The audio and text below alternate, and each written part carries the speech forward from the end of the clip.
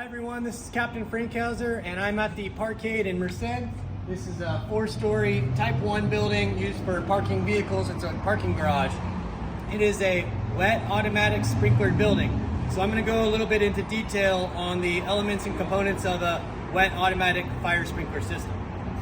So we have our water supply. You can see our main runs in the alleys here in Merced. There's a hydrant down there. We also have our water shutoffs and valves located in the alleys. Water comes into our system, rising up into the OS&Y. The OS&Y is a backflow preventer to ensure that all that nasty water that's inside our system doesn't go backflow towards the domestic water supply and then contaminate our system. So OS&Y has our backflow preventer, but it also has our outside stem and yokes, which we refer to by the name. And these are going to be indicating valves. These are in the open position now. Your OS&Y is going to be secured. In this way, it's secured behind this fence. It's also going to have a tamper alarm on each shutoff, your entire system. Each shutoff will have a tamper alarm on each shutoff for the system to ensure that nobody shuts it down and then goes and go inside and starts a fire. So water flows this way through our OS&Y. We even have an indicator on each one of our backflow valves telling us which direction the water flows. The water then goes down into the ground. And then it goes into this closet here and this little room here with our pump room and the rest of our riser. I'll show you that in a moment.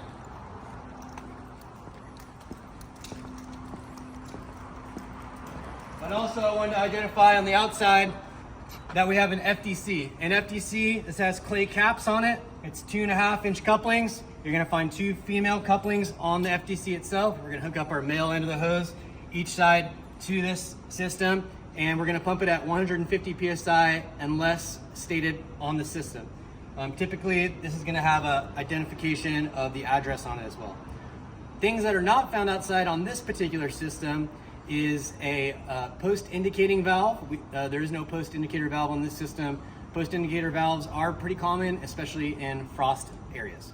All right, inside our fire pump room, also labeled as fire alarm control panel room. We had to use Knox access to get in here, so make sure you go get your Knox key if you have a Knox key system. And I'm going to continue the direction of water flow from our OS&Y. So water comes up from the ground, goes this direction.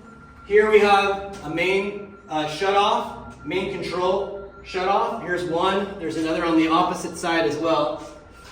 Water takes this path through here, and here is a fire pump. So this fire pump is here because this system would not get the proper GPMs according to engineering to have sufficient flow from each head. So this system had to be engineered with the pump to then boost pressures for the system.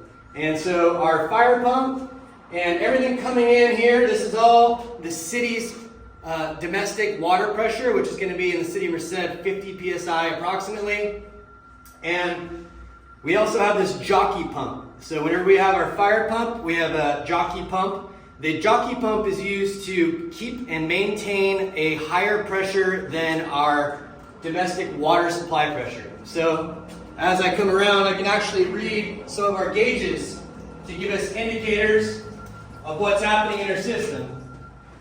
If I was to go back over here, I can see that I have 50 PSI in my system, my water supply system coming into this sprinkler system.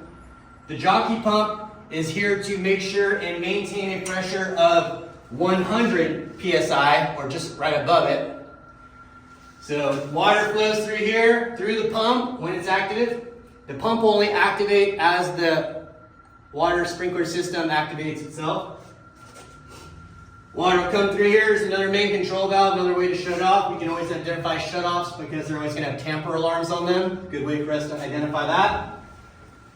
Then it's going to come into this is the riser. So the riser is important because it has our actuation area and valve, that's a check valve. So water is only allowed to go in this direction when there is a drop in pressure. So if we look at these pressure gauges, I have my system is set at 125 psi on the high side, so everything above this valve is 125 psi. The low side, after that jockey pump pressurized it up, is set to 100 psi. As the sprinkler head activates up above us, it will create a drop in pressure in the high side of the system, dropping this gauge down, and once it reaches below 100 psi, now water will free flow up the riser to the sprinkler head, and our fire pump will activate as well to maintain and boost those pressures with higher GPMs though. So again, the jockey pump kept it at this 100 psi, but the fire pump will maintain it at 100 psi while flowing maximum GPMs engineered for the system. We see that water actually comes up through here. That's from our FDC that's located just behind me on the outside of the building. So whenever we do have a working fire, working structure fire, we want to ensure that we hook to the FDC with 2 2.5s and support this system, as we call it. Again, boosting GPMs. As more heads keep popping, the GPMs will drop out of each individual head, so we can boost it up by hooking up to the FDC. After incident, let's say we need to shut this thing down. I can use my main control valve, I can use the other main control valve, I can use the OSNY. I'm going to have to go over to the fire pump, and I'm actually going to throw down one of these or hit the stop button to stop the fire pump. Now I have my system shut down. I probably want to hit this stop first and then shut down the system at the valve. Now I can go to my main drain, and I'm going to open my main drain, which is typically attached to the riser. Now I can let the water flow out of the system from above. And now that, once I get that water to drop down below the height of the sprinkler head, I can then stop what I'm doing and go find the sprinkler heads, which are typically located in the vicinity of the riser or the fire alarm control panel. So here I have my spare sprinkler heads. I have a wrench as well. I'm probably going to need a little Teflon tape if I'm going to do this job. Follow your local SOPs and SOGs as far as what your department does. And here's the fire alarm control panel that we have located inside here as well. Your sprinkler system and fire pump are to be tested quarterly, annually, and every 5 years. This is a water gong, electronic style. A signal is sent from the riser, and I'll show you where that comes out. As water begins to flow through here, it's going to pass by this water flow alarm switch.